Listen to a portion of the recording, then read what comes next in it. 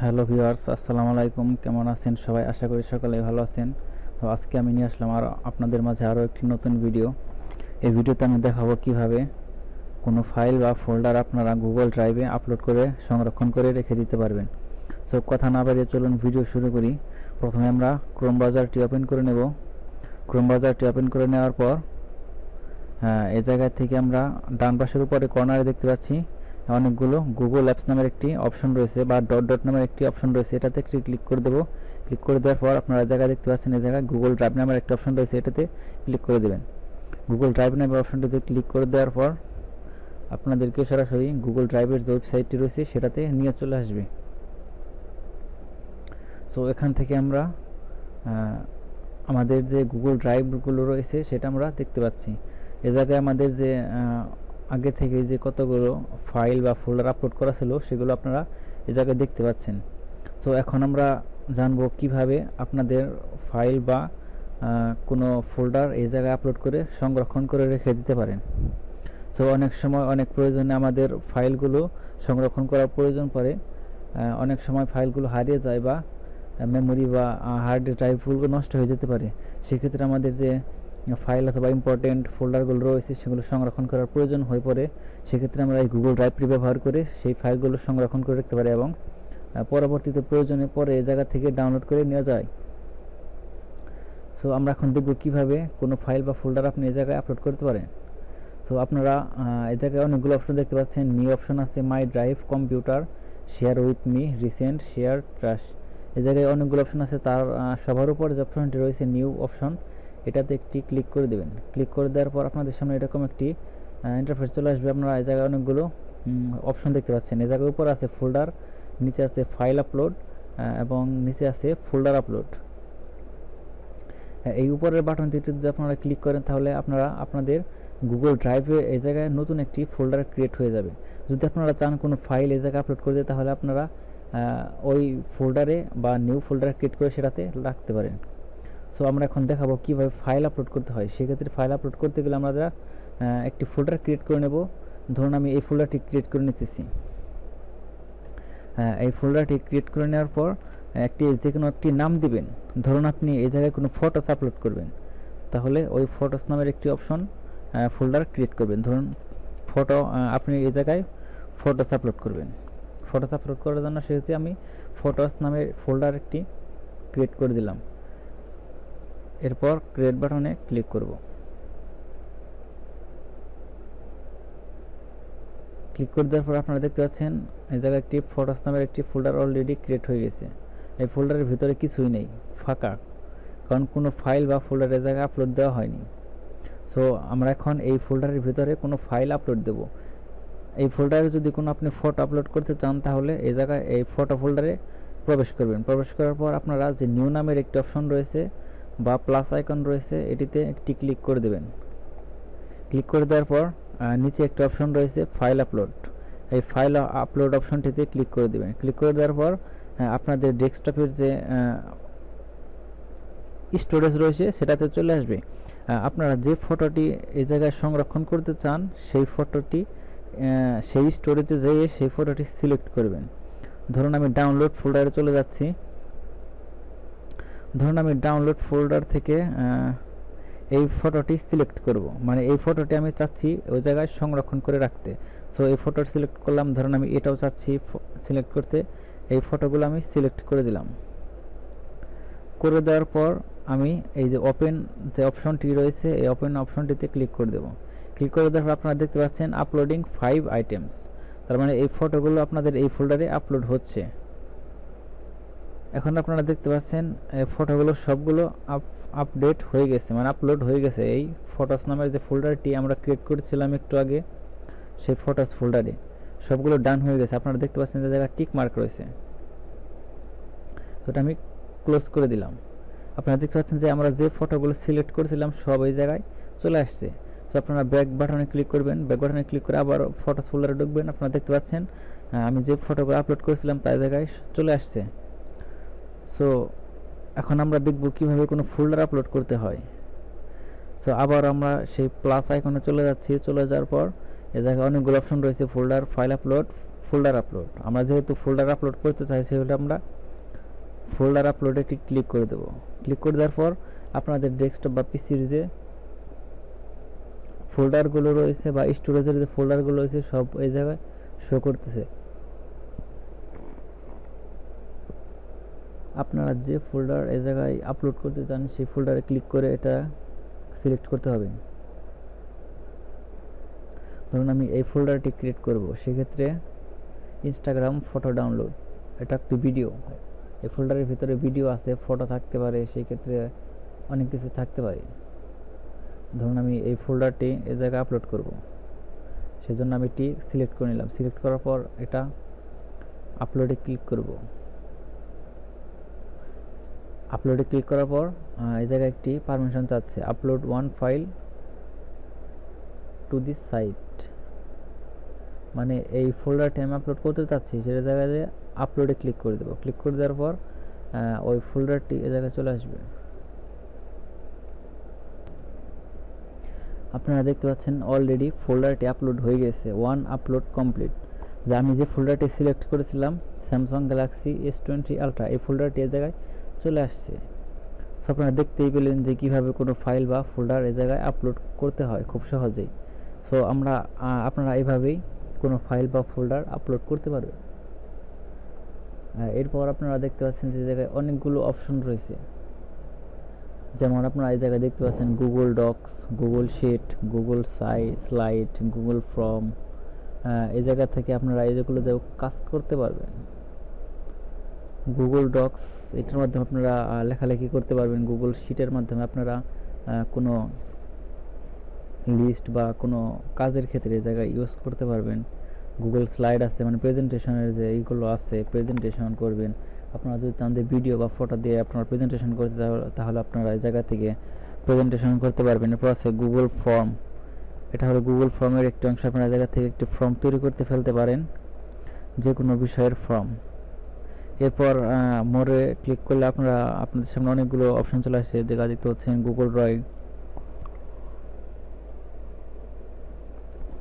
Google My Maps, Google drawing আছে, drawing করতে পারবেন। গুগল স্লাইড আছে, Google Apps Script, Google Jamboard আছে। এরপর কম্পিউটার্স, এটা no folders on use device, মানে আপনি যদি চান কোনো ফোল্ডার এই জায়গায় আপলোড করতে এবং অল টাইম এই জায়গায় রাখতে, তাহলে আপনারা এই জায়গায় কম্পিউটারে রাখতে পারবেন। এরপর আছে শেয়ার উইথ মি, মানে আপনাদেরকে কোন কোন ফাইল বা শিট বা ফোল্ডার এই জায়গায় আপনাদেরকে লিঙ্কের মাধ্যমে শেয়ার করা হয়েছে সেটা এই জায়গায় চলে আসবে। দেখতে পাচ্ছেন এই জায়গায় 4টি ফোল্ডার বা ফাইল শো করতেছে, তার মানে আমার যে ফ্রেন্ডগুলো রয়েছে ওইগুলা বা কোনো ব্যক্তি আমাকে আমার এই জিমেইলে 4টা ফাইল শেয়ার করেছে, মানে 4টা ফাইলের লিঙ্ক আমার সাথে শেয়ার করেছে, যাতে আমি এই ফাইলগুলো দেখতে পারি এবং করতে পারি। সো আপনাদের সাথে যদি কেউ ফাইল বা ফোল্ডার শেয়ার করে, তাহলে ওই ফোল্ডারগুলো এই জায়গায় চলে আসবে। এই জায়গা থেকে আপনারা ওই শেয়ারকৃত ফোল্ডার বা ফাইল দেখতে পারেন। এরপর আছে রিসেন্টে ক্লিক করলে আপনারা সম্প্রতি যে কাজগুলো করেছেন সেই কাজগুলো এই জায়গায় শো করবে। দেখতে পাচ্ছেন আমি একটু আগে আপনাদেরকে একটি ফোল্ডার ও কিছু ফটো আপলোড করে দেখিয়েছিলাম, সেই ফোল্ডার এবং ফটো এই জায়গায় শো করতেছে। দেখতে পাচ্ছেন এই জায়গায় টুডে লেখা, মানে আজকে এই ফটো এবং ফাইল আমি এই জায়গায় আপলোড করেছি, যার কারণে এটা এই জায়গায় শো করছে।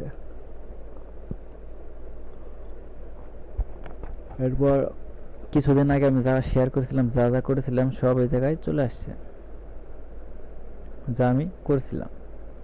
এরপর আপনারা দেখতে পাচ্ছেন এই জায়গায় শেয়ার নামের একটি অপশন রয়েছে, স্টার্ট নামে। ধরুন আপনারা যদি কোনো পছন্দের ফাইল বা ফোল্ডার স্টার মার্ক করে রাখেন, তাহলে ওইটা এই জায়গায় চলে আসবে।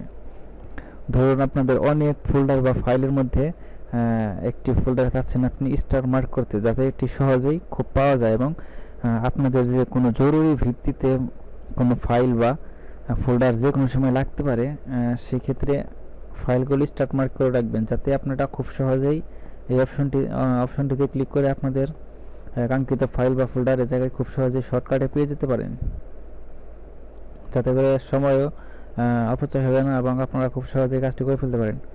এরপর আপনারা দেখতে পাচ্ছেন নিচের একটা অপশন রয়েছে ট্র্যাশ নামের একটি অপশন।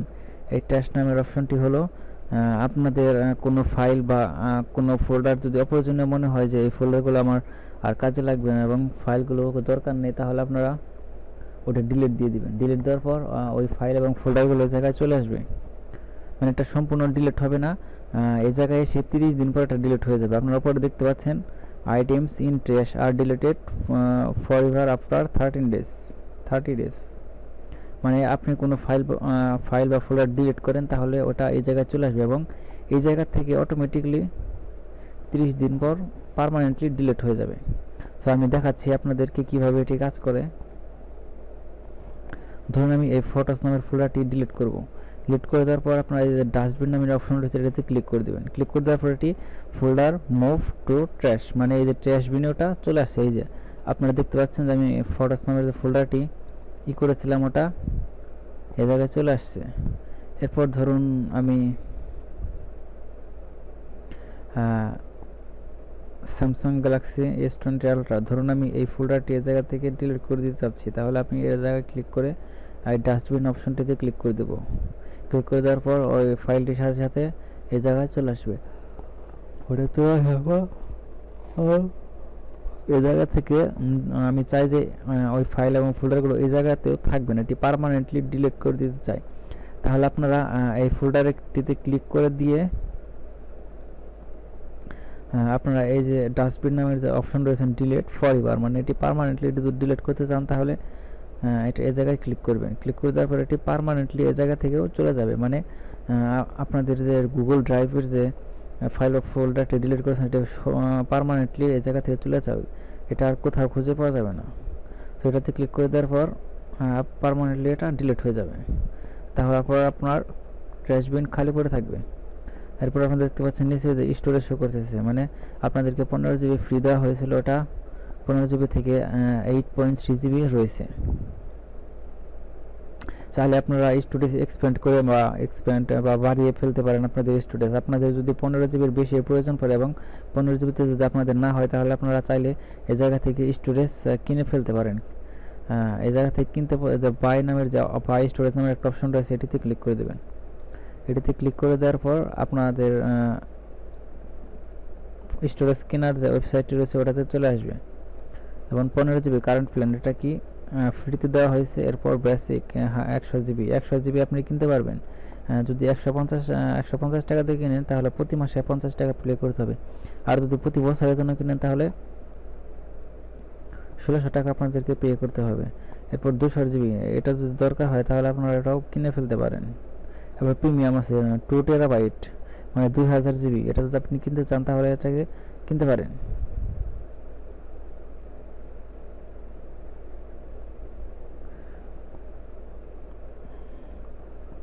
এরপর আমরা চলে গেলাম গুগল ড্রাইভের হোম পেজে। আশা করি আপনারা সকলেই বুঝেছেন কিভাবে গুগল ড্রাইভে কোনো ফাইল বা ফটো আপলোড করে সংরক্ষণ করে রাখা যায়। এখন থেকে আপনারা খুব সহজে আপনাদের যে প্রয়োজনীয় ফাইল বা ফোল্ডার আপনাদের পিসি বা ফোনে রয়েছে সেগুলো আপনারা এই জায়গা থেকে খুব সহজেই সংরক্ষণ করে রাখতে পারেন এবং প্রয়োজনের ক্ষেত্রে যে কোনো সময় যে কোনো জায়গা থেকে আপনাদের যে জিমেইল অ্যাকাউন্টটি রয়েছে ওই জিমেইল অ্যাকাউন্টটি লগ ইন করে আপনাদের যে ফাইল এবং ফোল্ডারটি রয়েছে সেটি পুনরায় আপনারা ডাউনলোড করে আপনাদের ফোনে, ল্যাপটপ বা পিসিতে খুব সহজেই নিয়ে নিতে পারেন। তো এটি ব্যবহার করে আপনারা খুব সহজেই উপকৃত হবেন এবং আপনাদের যে ফাইল এবং ফোল্ডার হারানোর আর কোনো ভয় থাকবে না। এটি একটি অনলাইন প্ল্যাটফর্ম, সুতরাং আপনারা চাইলেই খুব সহজেই এই জায়গায় কোনো ফাইল বা ফোল্ডার সংরক্ষণ করে রাখতে পারেন কোনো ঝুঁকি ছাড়া এবং খুব নিরাপদে। এইভাবে আপনারা খুব সহজেই ফাইল ফোল্ডার আপলোড করে আপনাদের ফাইলগুলো সংরক্ষণে রাখতে পারেন। আশা করি সকলেই বুঝেছেন কিভাবে গুগল ড্রাইভে কোনো ফাইল বা ফোল্ডার আপলোড করতে হয় এবং ফোল্ডার ক্রিয়েট করতে হয় এবং কোনো ফোল্ডার বা ফাইল পার্মানেন্টলি ডিলিট করতে হয়। সো আশা করি সকলেই বুঝেছেন কিভাবে এটি করতে হয়। ভিডিও ভালো লাগলে সবাই একটি লাইক করে দেবেন এবং সাবস্ক্রাইব করে দেবেন। সো আজকের ভিডিও এই পর্যন্তই শেষ করতেছি। আশা করি ভিডিওটি সবার ভালো লেগেছে। আজকে বিদায় নিচ্ছি। এর পরবর্তীতে কোনো ভিডিওতে আরও একটি টপিক নিয়ে আপনাদের সামনে আলোচনা করব। সে পর্যন্ত সবাই ভালো থাকবেন, সুস্থ থাকবেন। আল্লাহ হাফেজ।